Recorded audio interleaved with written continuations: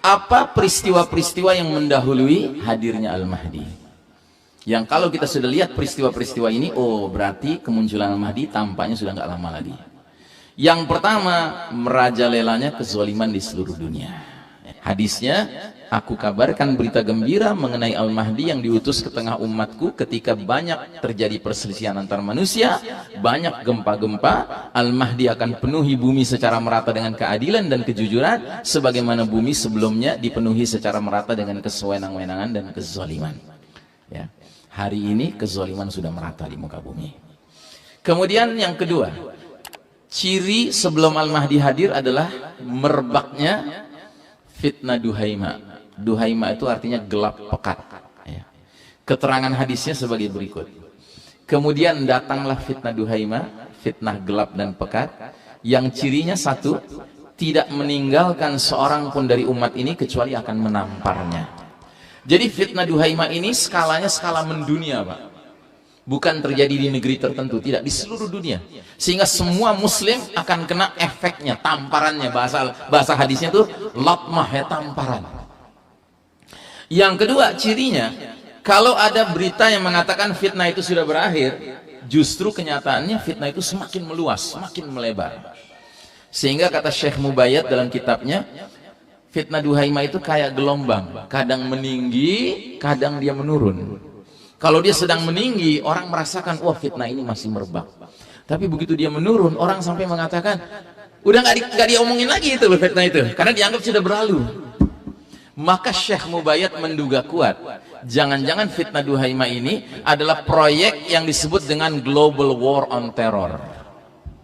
Perang global terhadap teror, yang hakikatnya Global War on Muslims. Kenapa? Karena hari ini tindakan terorisme kalau dikerjakan oleh orang yang memang muslim, pasti media massa mengatakan itu terorisme. Tapi kalau yang mengerjakannya bukan muslim, nggak disebut terorisme. Ya. Dan memang sifat dari kegiatan terorisme ini kan kadang-kadang muncul, kadang-kadang tenggelam, gitu kan? Ya. Munculnya kapan? Kalau lagi ada duitnya. Gitu. Tenggelamnya kapan? Ketika dananya lagi habis. Gitu. Bukti nyatanya apa? Kejadian tahun 2017 bulan Oktober di sebuah kota bernama Las Vegas, di Amerika. Ada kejadian apa di bulan Oktober tahun 2017? Ada kejadian seorang menyewa kamar hotel yang menghadap ke lapangan terbuka, ya. Yang lapangan terbuka itu malam hari itu mengadakan konser musik. Ribuan penonton. Nah, orang ini nyewa sengaja ruangan hotel, kamar hotel yang jendelanya menghadap lapangan itu. Untuk apa? Untuk menjalankan tindakan terorisme. Dia sudah kumpulkan 19 bedil, Pak, senapan, yang semuanya sudah dimodifikasi jadi machine gun, jadi senapan mesin, Pak. Yang bunyi tembakannya bukan dor, tidak, tapi kan begitu. Kalau senapan mesin kan. Jadi orang ini niat benar. Dia mau melakukan apa? Pembantaian orang-orang lagi nonton konser musik itu. Dan memang menurut beritanya, di tempat malam hari itu yang terbunuh langsung 48 orang. Mati di tempat. Sedangkan yang masuk rumah sakit 800 orang. Sebagian luka ringan, sebagian luka menengah, sebagian luka kritis. Tapi begitu diberitakan bahwa laki-laki yang melakukan pembantaian ini namanya Stephen Paddock, tiba-tiba berhenti pemberitaannya tentang pelakunya. Yang diberitakan adalah tentang korban-korbannya, Pak. Nggak lagi diomongin lagi pelakunya.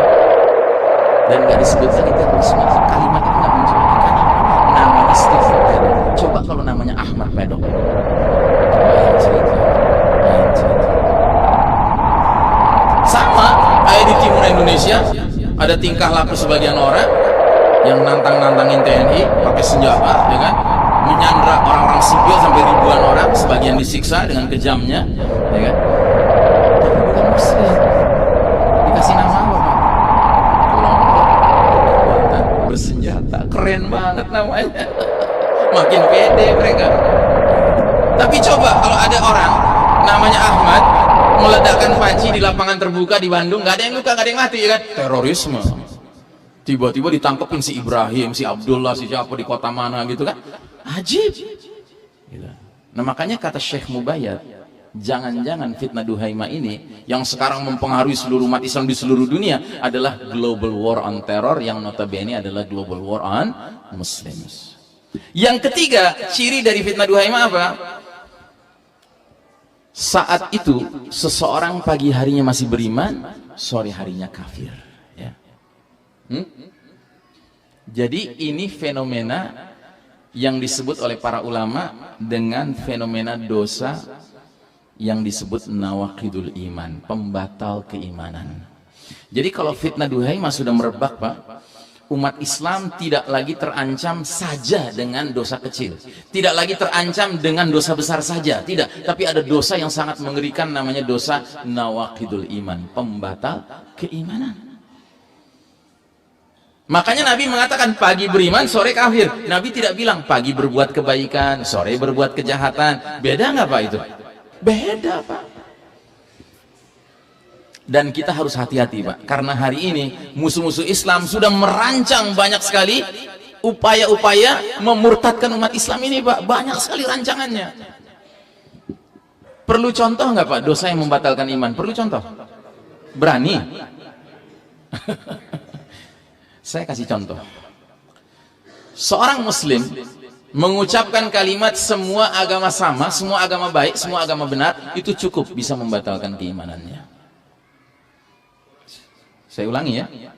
Seorang muslim mengucapkan semua agama sama, semua agama baik, semua agama benar, itu cukup bisa membatalkan imannya. Wah, Ustadz Iksan Tanjung ekstrim. Masa gitu aja batal iman?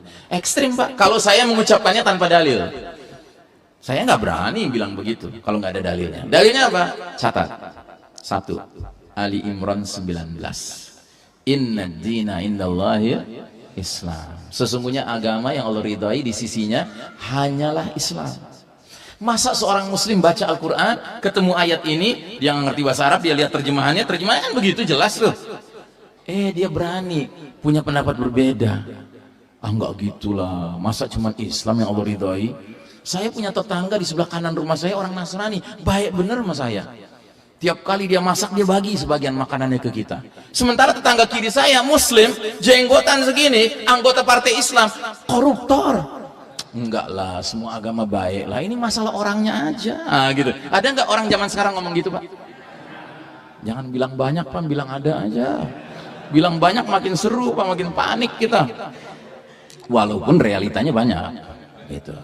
Nah, jadi saudaraku rahimakumullah, itu satu dalil. Ada lagi dalil yang kedua, silahkan dicatat lagi, Ali Imran 85. Wa may yabtaghi ghairal islami dinan falan yuqbala minhu wa huwa fil akhirati minal khasirin. Barang siapa mencari selain Islam sebagai agama, sekali-kali nggak akan diterima darinya oleh Allah, dan dia di akhirat bakal termasuk golongan yang merugi. Ini kan ceto welo-welo ya, bahasa Jermannya begitu kan ya. Nah, jadi saudaraku rahimakumullah, dalil ketiga surat Al-Hijr ayat 2. Rubama yawaddul ladzina kafaru law kanu muslimin. Nanti di akhirat seringkali orang-orang kafir itu berangan-angan seandainya di dunia dia jadi muslim. Muslim dengan mukmin mana yang lebih tinggi derajatnya, Pak? Mukmin. Kenapa orang kafir nggak pengen jadi mukmin, kok jadi muslim aja? Karena nanti akan ada muslim-muslim tertentu yang saking banyaknya dosanya, dia sampai harus masuk neraka dulu. Sama orang kafir itu sekapling, gitu kan? Dibakar habis dosa-dosanya, sampai kalau udah habis dosanya terbakar, dipindahin Allah ke surga. Ya. Karena memang dia berhak masuk surga, cuma karena banyak dosanya, mesti dihabisin dulu. Dan dia nggak pernah terlibat dosa yang membatalkan iman, makanya berhak dia masuk ke surga. Nah, dia ngelihat begini, si kafir ini, tadinya temen dia sama-sama di neraka, tiba-tiba diangkat, dipindahkan ke surga. Yang ngiri lah dia. Makanya cukup dia minta apa? Berangan-angan seandainya di dunia menjadi muslim. Baik. Nah, jadi saudaraku rahimakumullah, itu yang ketiga ciri dari fitnah Duhaimah, gelap pekat. Ciri yang keempat, kalau fitnah Duhaimah ini sudah merebak, tasirun nas ila fustatain. Manusia akan terbelah menjadi dua kemah. Fustatu imanin la nifaqa fihi. Kemah iman tanpa kemunafikan di dalamnya, dan fustatu nifakin la imana fihi. Dan kemah kemunafikan tanpa iman di dalamnya. Jadi ada kemah iman tanpa kemunafikan, dan ada kemah munafik tanpa keimanan. Seperti yang kita saksikan hari ini, Pak. Makin hari orang-orang yang benar imannya makin berdekat kepada sesama orang yang benar imannya. Ngumpul di kajian, hadir ke masjid, meramaikan kegiatan-kegiatan keislaman. Sementara mereka-mereka yang muslim ala kadarnya, ya, yang masih doyan dugem, dunia gemerlap, nyari teman muslim yang kayak gitu juga. Akhirnya teman muslim yang kayak gitu akrabnya sama orang kafir. Akhirnya akrab sama orang kafir. Jadilah dia orang munafik tanpa keimanan barang sedikit pun. Nauzubillahi min dzalik. Ini yang terjadi sekarang kan. Proses seleksi sedang berkembang. Nah, kata Nabi, kalau 1, 2, 3, 4 ini sudah muncul, maka yang kelima kata Nabi, jika kondisinya sudah seperti demikian, tunggulah Dajjal muncul hari itu atau esok harinya. Lah, Ustadz lagi ngomongin Al-Mahdi kok tiba-tiba jadi ngomongin Dajjal? Kan begini, secara urutan, kalau Dajjal sudah dekat jadwal keluarnya, apalagi Al-Mahdi. Al-Mahdi kan sebelum Dajjal.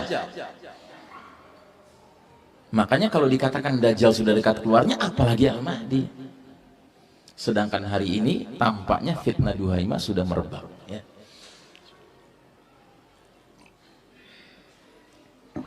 Yang berikutnya, tanda menjelang Al-Mahdi muncul, terbunuhnya nafsun zakiyah, terbunuhnya jiwa yang suci. Ada dua pendapat tentang terbunuhnya jiwa yang suci. Ada pendapat yang mengatakan sudah terbunuh, ada yang berpendapat belum terbunuh. Kita lihat hadisnya. Bahwasanya Al-Mahdi tidak akan muncul sampai dibunuhnya nafsun zakiyah, jiwa yang suci. Ketika jiwa yang suci itu terbunuh, maka murkalah kepada para pembunuh itu siapa saja yang ada di langit dan siapa saja yang ada di bumi. Nah, mereka yang mengatakan sudah terbunuh menyebutkan beberapa kandidat. Kandidat pertama, sosok terbunuhnya Abdullah Azzam. Pernah dengar nama itu, Pak? Abdullah Azzam itu orang Palestina. Jauh-jauh dari Palestina, dia pergi ke Afghanistan karena mendengar negeri Afghanistan yang terbelakang peradabannya itu diserbu sama tentara-tentara beruang merah Soviet, yang merupakan salah satu negara adikuasa. Maka dia terus dengar rakyat Afghanistan yang walaupun terbelakang itu langsung ngangkat senjata dengan segala keterbatasan persenjataannya melawan tentara-tentara Soviet itu. Maka sebagai saudara muslim dia terpanggil. Dia ingin ngecek ini jihadnya syar'i enggak. Berangkatlah dia ke Afghanistan bersama-sama bahu-membahu dengan mujahidin Afghanistan. Dia perang lawan komunis Soviet dan dia temukan ini jihadnya syar'i. Setelah itu apa yang dia kerjakan? Dia keliling satu negeri Arab ke negeri Arab lainnya, ceramah, ngajak pemuda-pemuda berangkat ikut berjihad ke Afghanistan. Dan ternyata hasil ajakannya, Pak, menyebabkan pemuda-pemuda dari aneka bangsa berdatangan ke Afghanistan, Pak. Dan kita tahu jalan ceritanya, ujung akhirnya mujahidin berhasil memenangkan pertarungan kan, melawan Soviet itu. Terusirlah komunis dari Afghanistan. Masya Allah. Kira-kira perbuatan Abdullah Azzam ada yang benci nggak? Banyak. Makanya pada suatu hari Jumat pagi hari, habis membaca surat Al-Kahfi bersama dua anaknya Muhammad dan Ibrahim bin Abdullah bin Azzam, berangkat ke masjid mau khutbah Jumat. Ternyata mobil yang mereka kendarai di bawahnya sudah ditempel bom yang dinyalakannya secara jarak jauh pakai remote control. Maka terbunuhlah Abdullah Azzam, jiwa yang suci ini, Pak. Ya kan? Karena dari Abdullah Azzam inilah berkibarnya jihad fisik pertama kali di era modern yang melibatkan kaum muslimin dari banyak sekali negara, bukan hanya Afghanistan, dari Arab juga banyak Arab, Pak, yang Saudinya, yang Kuwaitnya, yang Mesirnya, termasuk orang-orang dari Filipina, dari Indonesia, dari Malaysia berdatangan, Pak. Subhanallah, ya. Itu pendapat yang mengatakan sudah terbunuh kandidat nomor 1. Ada kandidat nomor 2, ada yang bilang oh bukan Abdullah Azzam tapi Ahmad Yasin. Pernah dengar nama itu?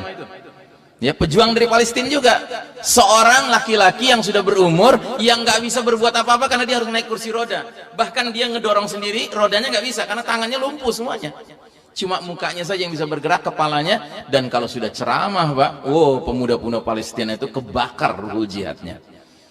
Makanya dia keluar masuk penjara Zionis Israel itu sudah berkali-kali, udah langganan gitu. Nah, Zionis itu menyangka kalau dia sudah di penjara nanti keluar dia berhenti, nggak ngomong lagi. Oh, ngomong lagi, Pak, terus aja gitu. Ya, dia sudah mentalak 3 dunia dari hatinya. Gitu. Nah, akhirnya Karena Israel nggak tahan dengan kelakuannya, maka pada suatu pagi habis sholat subuh keluar dari masjid dirudal, Pak. Orang yang lumpuh total dirudal, Pak. Makanya orang mengatakan jangan-jangan Ahmad Yasin inilah nafsun zakiyah itu. Ada lagi yang berpendapat lain lagi, oh bukan Abdullah Azam, bukan Ahmad Yasin, tapi Usama bin Laden gitu. Dan Anda dengar nggak berita terbaru sekarang? Amerika minta maaf, ternyata bukan Usama bin Laden otak dari penyerangan WTC. Astagfirullahaladzim. Ya kan, orang udah mati baru minta maaf gitu. Nah jadi saudaraku rahimakumullah, tentunya pendukung Usama bin Laden yakin Usama bin Laden inilah ya nafsun zakiyah itu, jiwa yang suci itu. Nah sementara pendapat yang kedua mengatakan belum terbunuh, bukan Abdul Azam, bukan Ahmad Yasin, bukan Usama bin Laden, tapi ada yang menduga kalau Zakir Naik terbunuh. Nah itu nafsun zakiyah ya. Kenapa Zakir Naik? Karena Zakir Naik itu dahsyat, Pak, dakwahnya. Dia kalau sekali ceramah yang hadir tuh puluhan ribu bahkan ratusan ribu orang, Pak. Dan biasanya di ujung dakwahnya dia selalu ngasih kesempatan tanya jawab, dan selalu dia dahulukan orang non muslim bertanya jawab dengan dia. Dan selalu saja ada orang non muslim yang di saat acara dia mengucapkan 2 kalimat syahadat. Kira-kira perbuatan dia ada yang membenci nggak? Banyak ya. Yang paling pertama membenci siapa? Negara asal dia. Anda tahu nggak bahwa dia WNI, Pak? Warga negara India gitu. Ya dia orang India, Pak. Kan singkatannya sama kan, WNI kan. Nah dia sekarang nggak bisa pulang ke India karena apa? Dicekal. Jadi pemerintah India yang Hindu itu ekstrim itu nggak suka dengan apa namanya pemandangan acara-acara Zakir Naik. Ada aja orang Hindu yang masuk Islam akhirnya. Sekarang dia tinggalnya di Malaysia. Wallahu alam. Ada yang berpendapat ini barangkali nafsun zakiyah dan dia belum terbunuh. Ya. Jadi tolong dipantau baik-baik. Ya. Yang berikutnya, terjadinya kejadian-kejadian alam yang besar mendahului munculnya Al-Mahdi. Dan tadi sudah kita bahas, kejadian alam itu apa? Dukhan. Kejadian alam itu apa? Khasaf, pembenaman di timur, pembenaman di barat, ya kan? Mendahului sebelum Al-Mahdi muncul. Makanya dalil-dalil tentang hal ini perlu kita dengar juga. Dalam sebuah athar dari Ali bin Abdullah bin Abbas, anaknya Ibnu Abbas, namanya Ali. Dia mengatakan Al-Mahdi tidak akan keluar sampai muncul satu tanda bersama matahari. Maksudnya tanda dari langit ya. Dalam dalil yang lain lagi dari seorang tabi'in, beliau mengatakan tanda bencana di bulan Ramadan adalah tanda di langit. Sesudahnya adalah perselisihan di antara manusia. Jika kamu mendapati tanda itu, perbanyaklah persediaan makanan sekuat kemampuan kalian.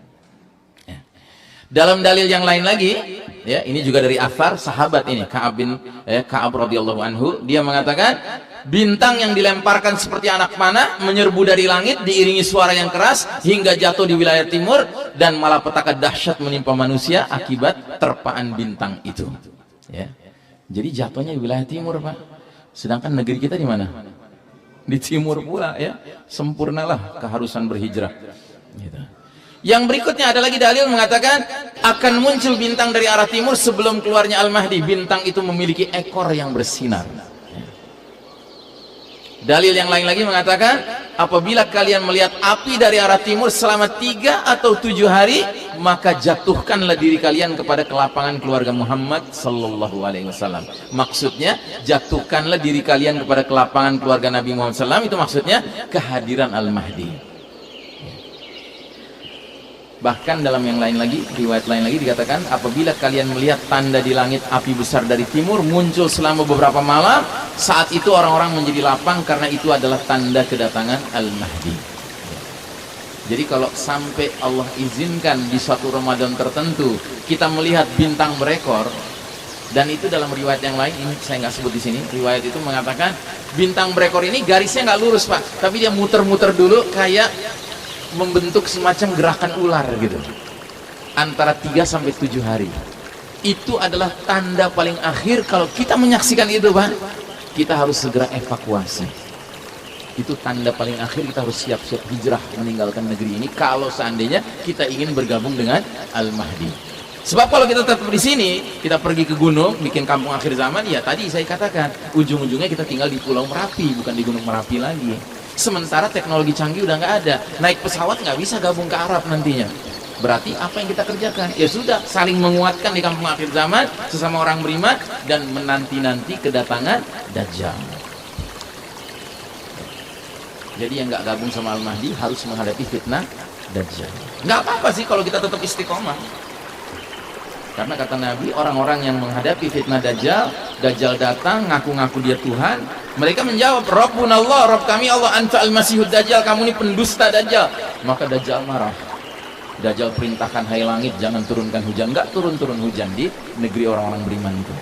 Hai bumi jangan keluarkan tumbuhanmu. Nggak keluar tumbuhannya, sehingga hewan-hewan dari orang-orang beriman ini bergelimpangan, bermatian, nggak ada makanannya. Bahkan mereka juga nggak ada makanannya. Terus makanannya apa? Sahabat bertanya, ya Rasulullah, makanan kita apa? Kata Nabi, makanan kalian makanan malaikat. Takdis, tasbih, tahmid, tahlil, takbir, zikrullah. Makanya dari sekarang Pak, budaya zikrullah harus kita hidupkan. Ya. Hidupkan wirid pagi, hidupkan wirid sore, hidupkan bacaan-bacaan keluar masuk rumah, pakai baju, lepas baju, keluar masuk kamar mandi, hidupkan. Ya, karena nanti akan tiba harinya kalau nggak ada makanan di zaman Dajjal sudah muncul, ya makanan kita zikrullah. Nah orang-orang yang nggak pernah latihan dari sekarang, nanti kalau menghadapi itu dia datang ke kita, dia bilang, ya akhi, nggak ada makanan, gimana? Bukan Nabi bilang, zikir. Gila kamu, udah lapar suruh zikir. Nah gitu kan, karena nggak pernah latihan. Nah jadi saudaraku rahimakumullah, nggak apa-apa kalau orang beriman menghadapi fitnah Dajjal, dia istiqomah. Apa yang terjadi? Dia akan mendapat kemuliaan di sisi Allah. Sampai nanti Dajjal dibunuh sama Isa alaihissalam, Isa alaihissalam akan mendatangi orang-orang ini, diusap wajah-wajah mereka, bahkan dikasih tahu tingkatan mereka di surga nanti. Masya Allah, masih hidup di dunia sudah dikasih tahu tempatnya di surga. Kenapa? Karena lulus menghadapi ujian paling berat, yaitu Dajjal. Jadi silahkan mau pilih yang mana? Mau pilih kita ngadepin Dajjal atau kita gabung sama Al-Mahdi? Ya. Nah di sini perlu kecerdasan untuk jadwal hijrahnya kapan. Gitu. Jangan terlambat, keburu teknologi sudah nggak ada, kita masih di sini ngendon, ya kan? Berhenti, nggak bisa kemana-mana. Nggak apa-apa ngadepin Dajjal. Cuma kalau bicara idealnya sih pinginnya gabung sama Al-Mahdi. Ya. Ikut piknik sama Al-Mahdi. Pikniknya orang beriman apa? Jihad fisabilillah kan? Ya. Baik, nah jadi saudaraku rahimakumullah, itu tanda sebelum Al-Mahdi, yaitu peristiwa-peristiwa alam yang dahsyat. Ya. Ya. Kemudian ada lagi tanda lain, munculnya Taifah Mansurah. Ya. Kelompok-kelompok perlawanan Islam kepada kelompok yang zalim, dan kelompok-kelompok ini meraih kemenangan, pertolongan dari Allah Ta'ala. Sejak kapan Taifah Mansurah ini muncul? Sejak jihad di Afghanistan. Sejak jihad di Afghanistan Pak, muncullah di Bosnia, muncullah Intifada di Palestina, muncullah di Chechnya, muncullah di Kashmir, muncullah di Somalia, di Sudan, di Yaman. Masya Allah Pak, sekarang ini sebenarnya Taifah Mansurah bermunculan di mana-mana. Sebagian ada yang meraih kemenangan, sebagian mengalami kekalahan. Ya, tetapi yang penting umat ini sudah mulai menunjukkan perlawanannya, sekalipun terbatas senjata mereka. Ya. Nah kita husnuzon kepada Allah Ta'ala bahwa kemunculan Al-Mahdi akan merajut semua Taifah-Taifah itu di bawah kepemimpinan Amirul Mukminin fi akhir zaman. Ya, hadisnya sebagai berikut, akan selalu ada segolongan dari umatku yang berdiri tegak di atas al-haq, kebenaran, tidak dapat memudaratkan mereka siapapun yang berusaha menyelisihi mereka hingga datangnya perkara Allah. Datangnya perkara Allah ada dua makna. Kemungkinan pertama maknanya hingga datangnya Al-Mahdi, atau hingga turunnya Isa alaihissalam. Terus yang berikutnya apa? Munculnya gunung emas dari sungai Yufrat. Sungai Yufrat itu sungai yang mengalir melewati Irak dan Suriah. Hadisnya berbunyi sebagai berikut, kiamat tidak akan terjadi sampai sungai Yufrat menguap, menyingkapkan emas dari gunung. Orang-orang berperang memperebutkan emas itu. Setiap 100 orang, 99 diantaranya mati terbunuh. Dan setiap orang diantara mereka berkata kepada dirinya sendiri, siapa tahu akulah yang akan mendapatkan emas itu. Ya. Nah pertanyaannya, apakah peristiwa ini sudah terjadi sekarang? Tergantung penafsiran. Kalau penafsiran emasnya itu emas sebenarnya, sekarang belum terjadi. Boleh jadi dia baru terjadi nanti kalau sudah ada hantaman keras dari langit, ya, sehingga permukaan bumi dan bawahnya itu bergeser. Tahu-tahu ada emas di balik sungai Yufrat. Tapi kalau penafsirannya emas ini adalah emas hitam, yang berarti apa? Minyak. Hari ini the best crude oil in the world is from Syria and Iraq. Ya, minyak terbaik hari ini datangnya dari Suriah dan Irak. Maka nggak heran kalau kekuatan-kekuatan besar dunia berdatangan ke sana sekarang kan. Amerika, Rusia, Cina ada di sana semua. Gitu. Mungkin mereka ingin memperebutkan emas hitam. Kalau itu maknanya. Wallahu a'lam bishawab. Nah, terus kemudian tanda satu lagi, Al-Mahdi akan muncul jika perselisihan di antara manusia sudah menjadi-jadi. Kira-kira hari ini perselisihan antar manusia sudah hebat belum, Mbak? Sudah hebat ya. Hadisnya hadis yang sama yang sebelumnya sudah kita perlihatkan. Kukabarkan berita gembira kehadiran Al-Mahdi di tengah umat ini ketika banyak terjadi perselisihan antar manusia. Hari ini perselisihan antar manusia sudah sampai ke tingkat yang mengkhawatirkan. Bukan hanya antara muslim dan kafir yang berselisih, antar sesama muslim berselisih, antar ormas Islam berselisih, antar pengajian Islam berselisih, antar faksi mujahidin di medan jihad berselisih. Ya, sudah lengkap Pak sebenarnya.